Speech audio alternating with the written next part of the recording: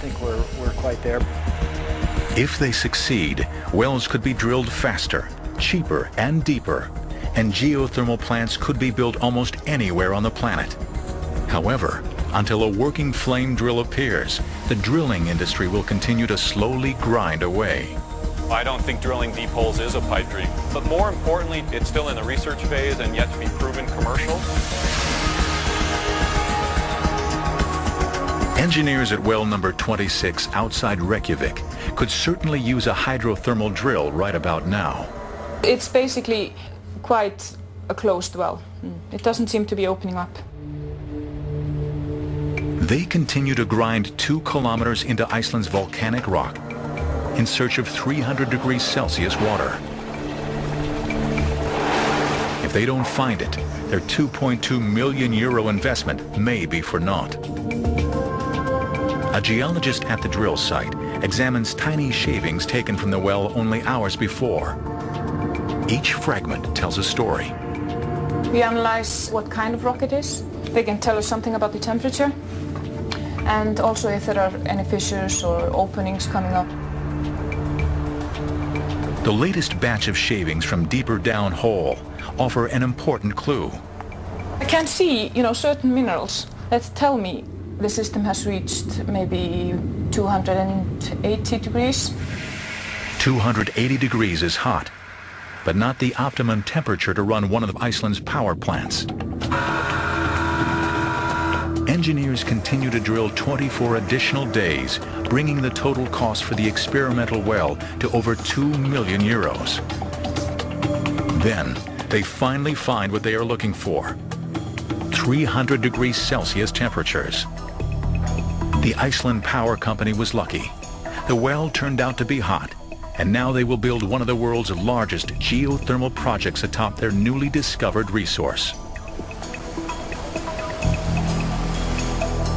Another drill team, 6,800 kilometers away, may not be so lucky. The team at the Bottle Rock plant in California previously blew one of their working wells, eliminating dirt and other debris.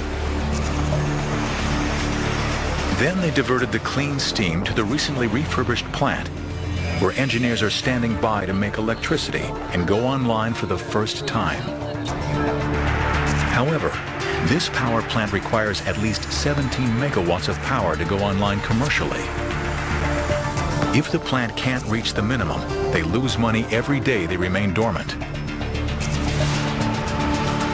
After traveling through pipes for 1 kilometer, the steam enters the plant and hits the turbine.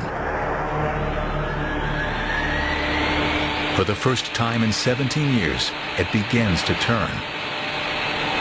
It's causing this turbine to spin at only 600 RPM right now. But very shortly, after the turbine has warmed up a little bit more, we will increase steam flow to the turbine and we'll roll up to 3,600 RPM, which is the full speed of this turbine. The steam is supplying more than enough power. Once the turbine starts, so does the generator. In the control room, engineers check for a reading. What they see stops them cold. No electricity. The cause becomes clear immediately.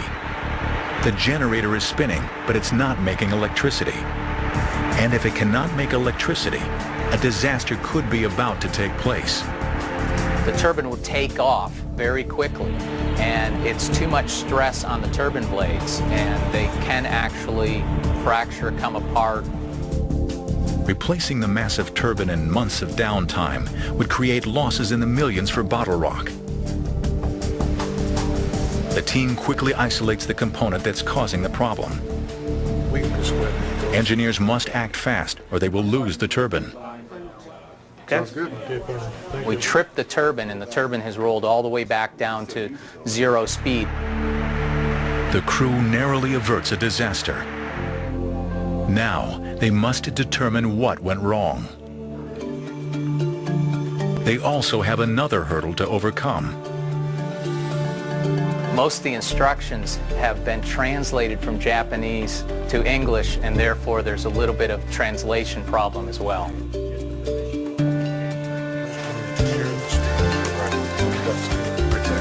Repairing the plant takes 9 days and $50,000. But then, Bottle Rock's 17-year wait is finally over. And so is Lou Capuano's. His dream of reviving the defunct facility is now a reality.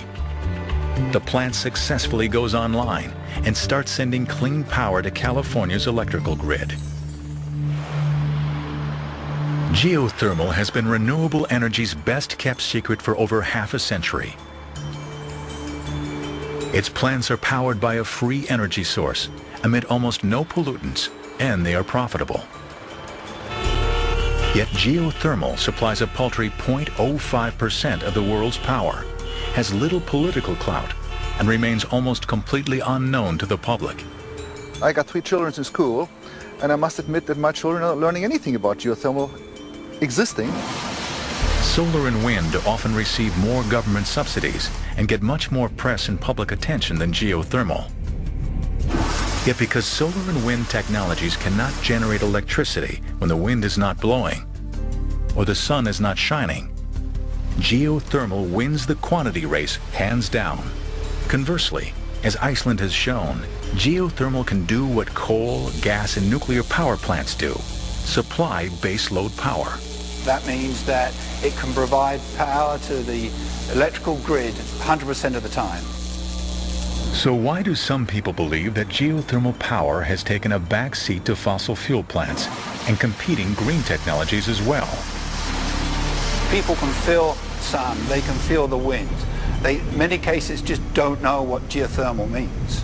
The industry has always struggled with a visibility perspective. The world beneath our feet remains hidden. Yet the realities facing our planet are becoming clearer every day. Today, the world requires about 10 trillion watts of electricity every year. Almost 90% of that power is supplied by the coal, gas, or nuclear power industries that emit billions of tons of carbon dioxide or leave behind dangerous toxic waste. Since the inception of geothermal science, its visionaries have dreamed of offering the world a green alternative. Geothermal energy has probably the greatest potential for providing significant additional amounts of electrical power for the world. The question is, can it work on the rest of the Earth not blessed with the unique geology of the geysers? Or Iceland? The answer to that question depends largely on the results of Sulz's EGS project and promising new technologies that could revolutionize drilling. Our dream is to enable geothermal systems to become a commonplace reality in the world. We are unlocking a vast potential. Geothermal technology is going to explode. If they succeed, man may finally allow the awesome power of Mother Nature to come to our rescue and our planets.